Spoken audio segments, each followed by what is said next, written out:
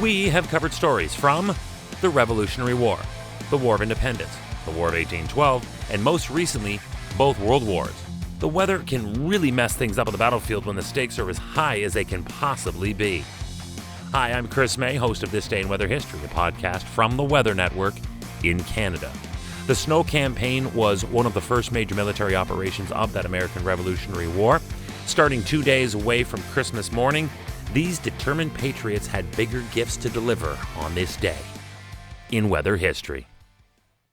The soldiers and fighters in this had a very tough time getting anything accomplished, including not getting killed because of a very heavy snowfall, hence it being called the Snow Campaign of the Revolutionary War in 1775, which opened December 23rd and lasted a week, wrapping eventually on the 30th, 2 days away from the beginning of the next year.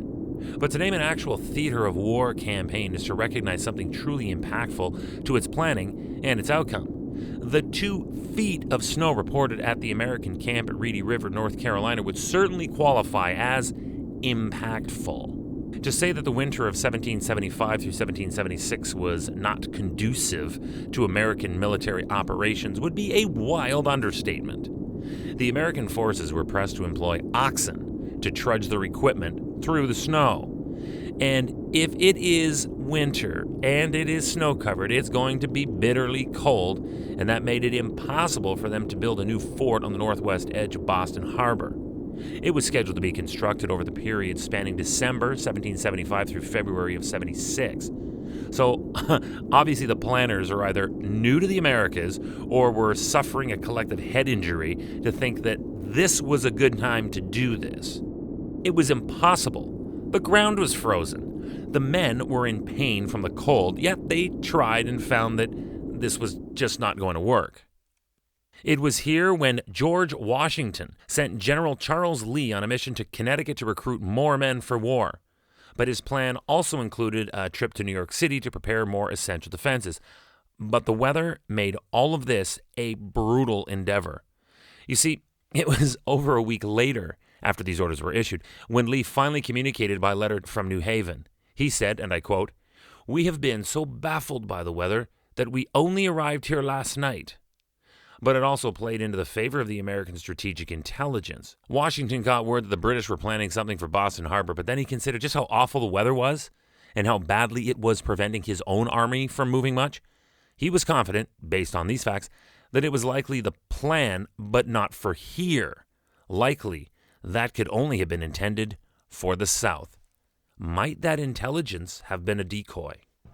Because of the cold and snow and lack of basically anything to keep them warm enough to be productive, the fighting was limited through 1775 and 76. But they did have some success, especially when they took down the British with relative ease shortly after a 30-hour snowstorm had hit.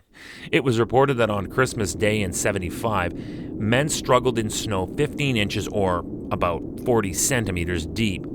But just like how earlier I told you they tried breaking frozen ground off of Boston Harbor, here they go again. They actually did attempt to trudge through this intense snowfall accumulation. They worked at it for about 8 days when finally a thaw set in and rain started to help melt those 40 centimeters. But, and this is a big but, this was another paralysis of a strategy commonly used in trench warfare. The melting snow created an impossibly bone-chilling flood in the nearby creeks. So that strategy was effectively off the table. Many in the expedition suffered frostbite before the end of what was called the Snow Campaign that started this day in weather history. Oh, hey, don't forget that coming up December 30th and 31st is our very first ever This Day in Weather History Year in Review show. It had to be a 2-part special because, believe it or not, a ton happened on the weather scene in 2020. I know that COVID-19 had all of our attention, and rightfully so. So this is why you cannot miss December 30th for the international stories and those from the U.S. And then on the 31st, we go all Canada all the time. It's our very first Year in Review 2-part show looking back at the weather events from around the world during this messed up year that was 2020. You can tweet at me online anytime at Mayday, TWN, that's MEIDAY, TWN, and let me know what you may want me to cover on this podcast in the new year. It never matters where in the world you are. I want to make sure this is a truly inclusive and global show. Tomorrow is December 24th, and for so many around the world, including me, it is celebrated as Christmas Eve. It is a big day and has big consequences for children who have been good all year long. But on December 24th, back in 1968, it had huge consequences for Apollo 8 astronauts Frank Borman, Jim Lovell, and Bill Anders. They became the first humans to orbit another world on this day in weather history with me, your host, Chris May.